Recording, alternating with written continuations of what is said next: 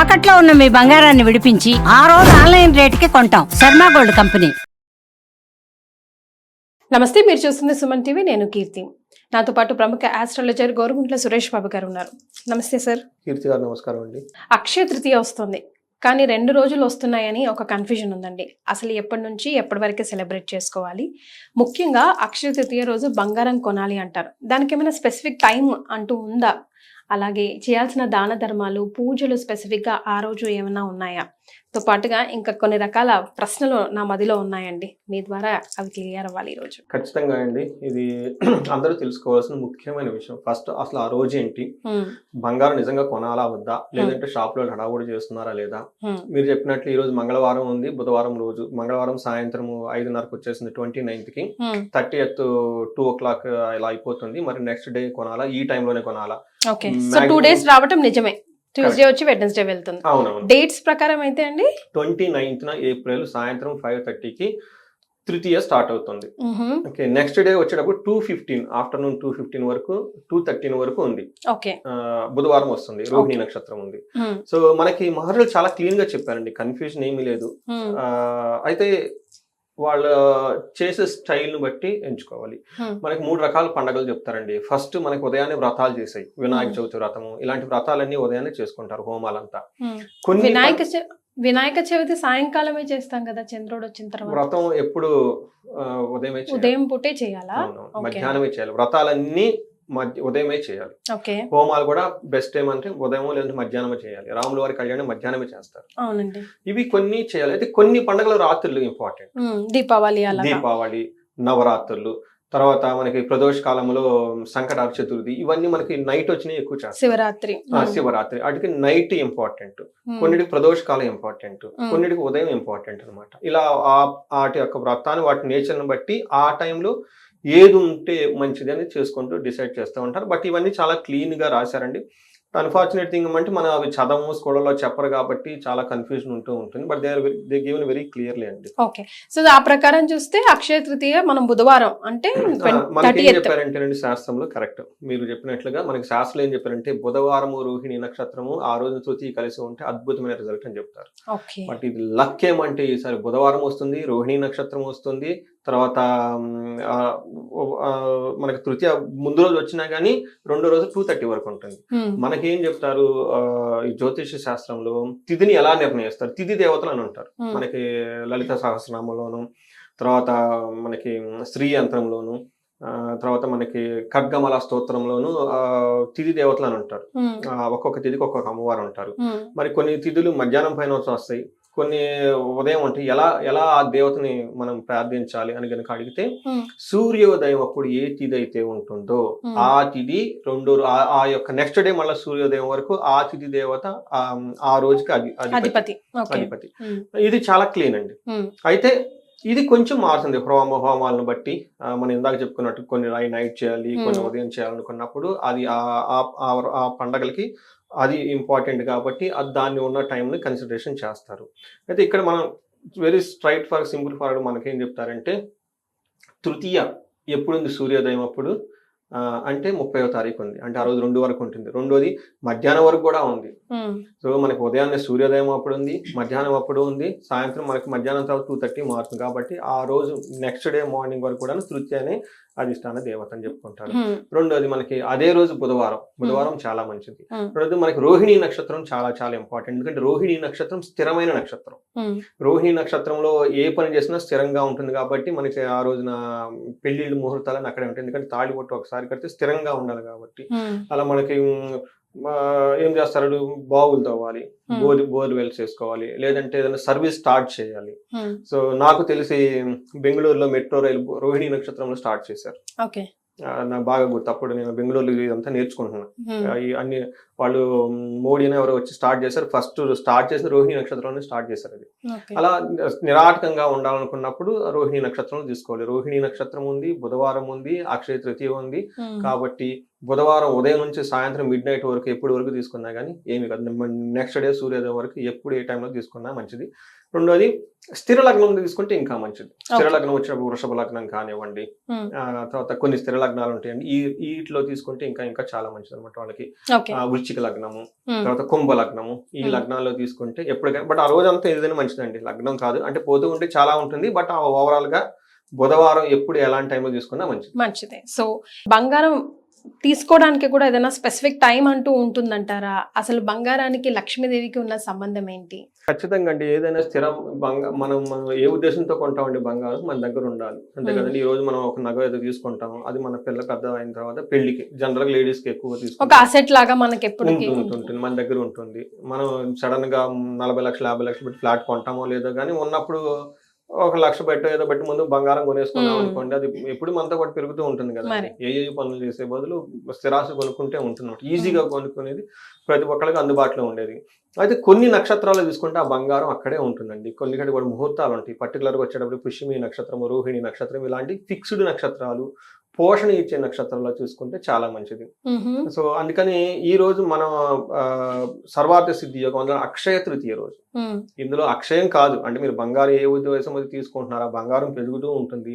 ఏ purpose తీసుకుంటారు, general గా పిల్లలకి పెళ్లిళ్ళకి వాటికి భవిష్యత్తు గురించి తీసుకుంటాం కదా, అది నిరాటకంగా వీళ్ళ దగ్గర ఉంటుంది, వృద్ధి చెందుతుంది అనే ఉద్దేశంతో బంగారం తీసుకుంటే ఆ రోజు ఎప్పుడు ఎలా తీసుకున్నా మంచిదేనండి.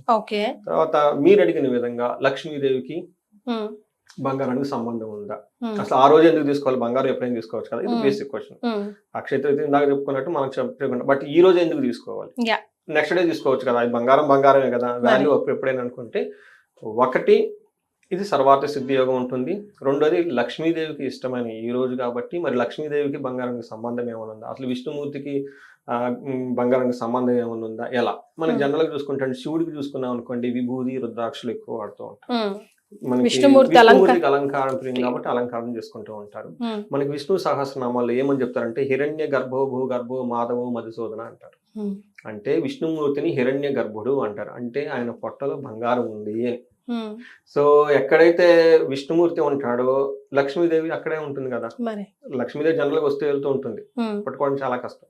కానీ నారాయణుడు ఎక్కడ ఉంటాడో లక్ష్మీదేవి అక్కడే ఉంటాడు కదా, స్థిరంగా పోదు కదా, అందుకని చెప్పేసి మనం బంగారం తీసుకుంటాం. ఇది ఒకటి. రెండోది చాలా మందికి మోస్ట్లీ తెలిసి ఉండొచ్చు, నాకు ఐడియా లేదు, మనకి శ్రీ సూక్తం అని ఉంటుంది. మనకి ఏది చేసినా వేదాలు ప్రామాణికం అండి. మన సనాతన ధర్మానికి ఎక్కడ ఉందో ఈ వేదంలో ఈ మంత్రంలో ఇలా ఉంది, లేదంటే మనకి వేదాంగాలు అని ఉంటాయి, లేదంటే ఉపనిషత్తులు అని ఉంటాయి, ఉపనిషత్తులు లేదంటే వీటిలో మనకి ఎక్కడైనా వివరించారా, లేదంటే పురాణాలు ఉంటాయి, ఇందులో ఎక్కడైనా ఉందా, మనకి రామాయణ మహాభారతలు ఎక్కడైనా ఉందో ఒక రిఫరెన్స్ పాయింట్ తీసుకొని మాట్లాడాలండి ఏదైనా మాట్లాడితే. అలానే ఈ లక్ష్మీదేవికి బంగారానికి సంబంధం ఎక్కడుంది అని మనం చూసుకుంటే ఇందాక విష్ణు సహస్రనామాలు చూసుకున్నాం, బట్ దీనికంటే కూడా అత్యంత ప్రామాణికం ఏమంటేనండి వేదాలలో మనకి శ్రీ సూక్తం అని ఉంటుంది. ఈ శ్రీ సూక్తం దేనికి వాడతారంటే ఎంత మహాపురుషుడైనా, ఎంత జ్ఞాని అయినా, ఎంతలాంటి వాళ్ళైనా మనిషికి ఐశ్వర్యం ఉండాలి, భోగం ఉండాలి, అంతే కదండి. ఏ సాధించి ఫైనల్ అదే కదా కావాల్సింది, అంతే కదండి. అందుకని సాక్షాత్తు విష్ణుమూర్తి లక్ష్మీదేవి లేకపోతే ఏమయ్యారండి, దరిద్ర నారాయణపై కింద పడిపోయాడు, పుట్టలో ఉన్నాడు, ఎవరో కొడితే దెబ్బ తగిలించుకున్నాడు. చూడండి అంత ముఖ్యం. అందుకని చెప్పి మీరు ఎంతైనా చదువుకోండి, అందుకే ధనాన్ని ఇన్సల్ట్ చేయకూడదు. మీరు ఏదైనా చేయండి, ధనాన్ని అవమానించకూడదు, లక్ష్మీదేవిని అవమానించకూడదు, దూషించి అస్సలు మాట్లాడకూడదండి, అస్సలు మాట్లాడకూడదు. రెండోది జలసి ఫీల్ అవుతుంటారు, వాళ్ళు చాలా ఏయో పనులు చేసి డబ్బు అట్లా కూడా అనకూడదండి. మీ దగ్గర లేదు, వాళ్ళ దగ్గర ఉంది లక్ష్మీదేవి, అంతే కదా. అంటే అట్లా లక్ష్మీదేవి ఉండటం వాళ్ళు అలా అయ్యారు కదా, డబ్బు ఎలా అవుతుంది మీరు డిసైడ్ చేయలేరు, వాళ్ళు ఎక్కడ ఏ పుణ్యం చేసుకున్నారు ఏమో. ఈ రెండు చాలా ఇంపార్టెంట్ అండి. ఒకటి దూషించకూడదు, రెండు డబ్బు అని వాళ్ళని చూసి మనం అడగకూడదు, రెండు చాలా ఇంపార్టెంట్. అందుకని ఇక్కడ మనకి శ్రీ సూక్తంలో ఇది చాలా ఇంపార్టెంట్ అండి, శ్రీ సూక్తం అనేది. ఎందుకంటే అమ్మవార్లకి ఎక్కడ అభిషేకాలు చేసినా ఆ అభిషేకంలో చాంట్ చేసే మంత్రం ఇది అంతే. ఎందుకంటే ఈ లక్ష్మీదేవి ఉండాలి, శోభాయమానంగా ఉండాలి, ఐశ్వర్యంగా ఉండాలి, అభివృద్ధి ఉండాలి, ఓకే, ప్రాస్పరిటీ ఉండాలనే ఉద్దేశంతో ఈ మంత్రం చదువుతూ ఉంటారు. ఈ మంత్రంలో ఫస్ట్ ఓపెనింగ్ మంత్రంలోనే ఏమని ఉంటుందంటే ఓం హిరణ్యవర్ణాం హరిణీం సువర్ణ రజతస్రజాం చంద్రాం హిరణ్మయీం లక్ష్మీం జాతవేదో మఆవహ. మంత్రం ఇలా ఉంటుంది, ఇంకా బాగుంటుంది. ఇక్కడ కొన్ని మాటలు ఉంటాయండి. ఏమంటారంటే హిరణ్యవర్ణం, అమ్మవారిని బిగినింగ్ లోనే, లక్ష్మీ అమ్మవారిని బిగినింగ్ లోనే హిరణ్యవర్ణం అని చెప్తారు. అంటే ఏంటి, బంగారం రంగులో ఉంటారంట అమ్మవారు. రెండోది సువర్ణ రజత స్రజం అంట. అమ్మవారికి ఎలా ఉంటుంది, బంగారము వెండితో చేసిన నగలతో అలంకరించుకొని ఉంటుంది. చూడండి, ఇంకొకటి ఏం చెప్తారంటే చంద్రం అంటే చక్కటి మనసు, చంద్రుడు లాంటి మనసు ఉంటుంది అని తెలుగు. హిరణ్మయీం లక్ష్మి, హిరణ్మయీం లక్ష్మి, లక్ష్మీదేవి ఎలా ఉంటుందంట, బంగారమయమై ఉందంట. దీన్ని బట్టి మనకి ఏమర్థం అవుతుంది, ఇది ఫస్ట్ బిగినింగ్ లో ఉండే జాతవేదో మా ఆవాహ, అమ్మవ నువ్వు మాకు ఆవాహనం చెయ్యి, నువ్వు మా దగ్గర ఉండు. ఎలాంటి అమ్మవారు, బంగారపు నగలు పెట్టుకొని, వెండి నగలు పెట్టుకొని, బంగారం లాగా మెరిసిపోతూ బంగారమయమై ఉంది అని చెప్పేసి మనకి చెప్తారనమాట. అందుకని బంగారం అంటే లక్ష్మీదేవి, లక్ష్మీదేవి అంటే బంగారం. అందుకని చెప్పేసి బంగారం ఆ రోజున ఖచ్చితంగా కొంటే లక్ష్మీదేవి మన ఇంటికి వస్తున్నట్లు. రైట్. మరి బంగారంలో కలి ఉంటాడు అని అంటారు కదండి, ఇది ఎంతవరకు నిజం? కొన్ని అది కూడా చెప్పబడిందండి.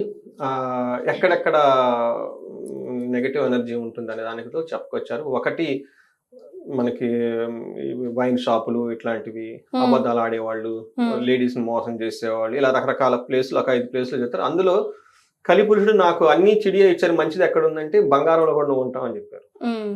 కాకపోతే మనం ఈర్ష్య రూపంలో ఉంటదేమో అండి. ఈర్ష్య రూపంలో కూడా ఉంటుంది, ఈర్ష్య పడేవాళ్ళు. బట్ ఇందులో మనం చాలా తెలియగలం. కలి కంటే మనుషులు ఇంకా క్లవర్ కదా, మరి మనం ఏమైనా తక్కువ తిన్నాయంటే. అందుకని మనం బంగారం కొనం కదా, జ్యువెలరీ ఆభరణాలు కొనుక్కో. కానీ ఆభరణాలు మళ్ళీ ఏం చేస్తాం, లక్ష్మీదేవి అమ్మవారిని పట్టుకొని కొనుక్కుంటాం కదా. ఇప్పుడు తాడి బొట్ట బంగారం అంటే ఏమంటాం, తాళి బొట్ట అంటాం కదా, బంగారం. మనం బిస్కెట్ రూపాయలు ఇంకోటి ఏదో రాగోళ్ళు తెచ్చుకుంటుంది, మనం అలా కొనం కదా. మనం ఏం చేసుకుంటాం, వడ్డాణం తీసుకుంటాం, లక్ష్మీదేవి పెట్టుకుంటాం, లాకెట్ తీసుకుంటాం, అమ్మవారిదో ఎవరిదో పెట్టేసుకుంటాం, లేదంటే నవరత్నాలు ఏదో పెట్టేసుకుంటాం.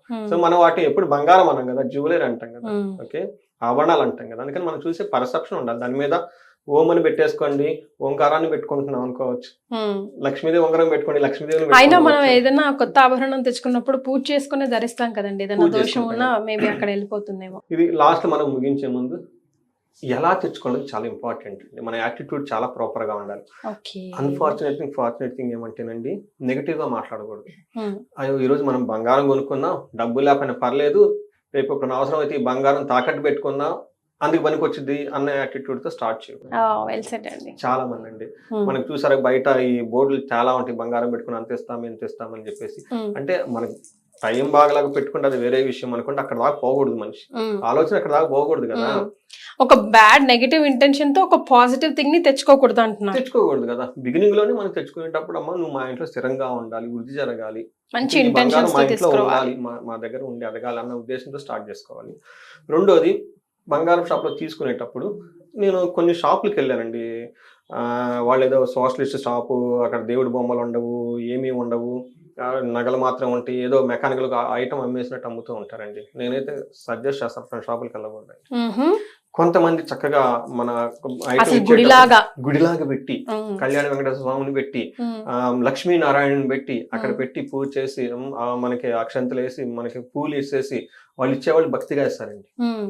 మనం అంత భక్తిగా తీసుకోవాలి. చెప్పులు ఇచ్చి, ఓకే, దండం పెట్టుకొని మన చేతులకు వస్తుంది కదండి ఆ టైంలో. మరి లక్ష్మీదేవి రావడం అంటే అంత ఈజీ ఏం కాదండి.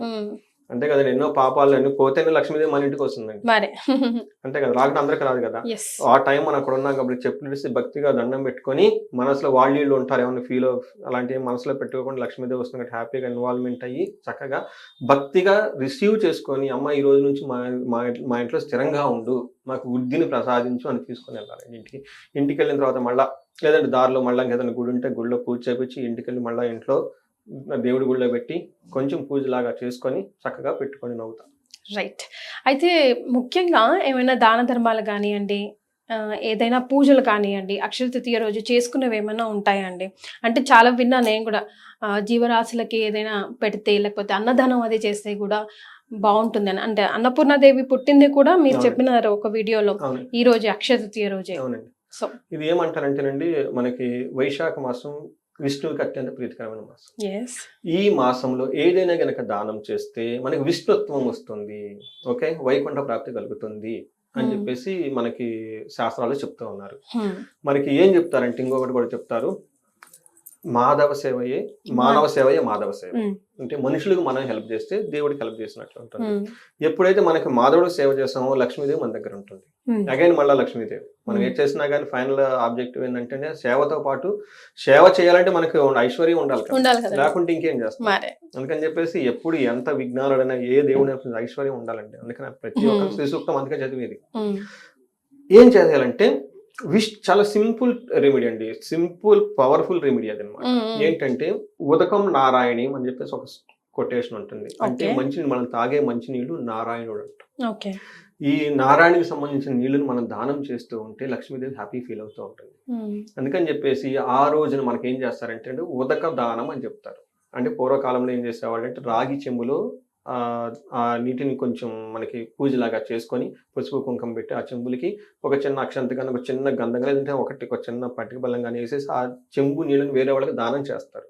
ఉమ్, అప్పుడు రాగి దానం చేసిన పుణ్యం వస్తుంది. ఉమ్, కుజుడికి సంబంధించిన దోషాలన్నీ ఉంటే పోతాయి. ఉమ్, రెండోది ఈ నీటిని దానం నీటి తాగుతారు కదండి, అగైన్ నారాయణకి సంబంధించిన నరుడికి మనకి హెల్ప్ చేసినట్లు అవుతుంది కాబట్టి ఉదక దానం చేస్తారు అనమాట. మేము కొన్ని ఇలాంటి బెంగళూరులో కొంతమందికి చేసాం ఇవి. ఉమ్, సో 11 కలశాలు 21 కలశాలు వాళ్ళకున్న సామర్థ్యం బట్టి ఒక కలశం ఎంత అవుతుంది, రాగి చెంబు 500 400 600 మీకు ఎక్కువ ఏం కాదు. చిన్న చెంబు తీసుకోవడం నీళ్లు పెట్టుకోవడం మీరు చేయటం ఆ చెంబుతో పాటు ఉమ్, కొంతమంది పిలిచి ఇచ్చేస్తారు అనుకోండి, హ్యాపీగా ఫీల్ అవుతారు. అది లేని వాళ్ళు అట్లీస్ట్ వాటర్ బాటిల్స్ కొనే దానం చేయండి. yes, సింపుల్ కదా, మన కార్లో పెట్టేసుకోవడం ఒక 5-6 బాటిల్ రోడ్ల మీద ఉంటారు, ఒక నీళ్లు ఇచ్చేసేయండి. మరి. ఉదకం దానం చేసినట్లు పుణ్యం అనమాట. ఉదక దానం చేస్తే విష్ణుత్వం వస్తుందని మనకు చెప్తారు. రైట్. అందుకని ఈ కాల జనరేషన్ వాళ్ళకి బయట బ్రాండెడ్ బిస్లరీ ఏవో అమ్ముతూ ఉంటారు. ఒక 10 బాటిల్ తీసుకొని కార్లోనో స్కూటర్లోనో పెట్టుకొని ఇచ్చేసుకుంటే వెళ్ళిపోండి, ఉదక దానం అయిపోయింది, పుణ్యం వచ్చేస్తుంది కదా. మరి. Simple thinking. ఎస్. సో ఇవి ఇంతే కాకుండా మనకి పక్షులకు కానివ్వండి, జంతువులకు కానివ్వండి, ఒకటి ఎండాకాలం బాగా ఉమ్, దాహం వేస్తూ ఉంటుంది. రెండోది చెట్లు ఆకులన్నీ రాలిపోయి ఉంటాయి, ఉమ్, పండ్లు అప్పుడప్పుడే వస్తూ ఉంటాయి, మనకి పొలాలంతా ఎండిపోయి ఉంటాయి, వాటికి కావాలి కదండి ఏదన్నా కనుక. అందుకని మూగ జీవాలకు కానీ పక్షులకి ఇది దానం చేస్తే అత్యంత పుణ్యం అనమాట. రైట్. అందుకని ఏం పుణ్యం వస్తుంది, విష్ణుత్వం వస్తుంది. ఉమ్, విష్ణుత్వం అంటే అగైన్ బ్రైట్ గా ఉంటాము, ఎక్కడికి తరిగిపోనుది. ఎక్కడ విష్ణుత్వం ఉంటుంది అక్కడ అమ్మవారు కూడా ఉంటారు కాబట్టి ఉమ్, ఏ ప్రకారంగా చూసుకున్నా వైశాఖ మాసంలో అందులో పూర్ణిమ కూడా వస్తుందండి. ఇవన్నీ పుణ్యమాసం అండి. ఇది మాసం మనకి కార్తీక మాసం శ్రావణ మాసం లాగా వైశాఖ మాసం కూడా విష్ణువుకి అత్యంత పుణ్యమాసం. ఏది చేసినా కానీ చక్కగా ఒక భక్తిగా గనక దానాలు గనక చేస్తుంటే పాజిటివ్ రిజల్ట్స్ వస్తా పాజిటివ్ ఉంటాయి. రిజల్ట్స్ వచ్చారు. వాళ్ళు ఉన్న నెగిటివ్ వైబ్రేషన్స్ అన్ని పోతాయి అంటే. రైట్. ఎన్నో మంచి విషయాలు ఈ వీడియో ద్వారా తెలియజేశారు సురేష్ బాబు గారు. ధన్యవాదాలు. ధన్యవాదాలండి.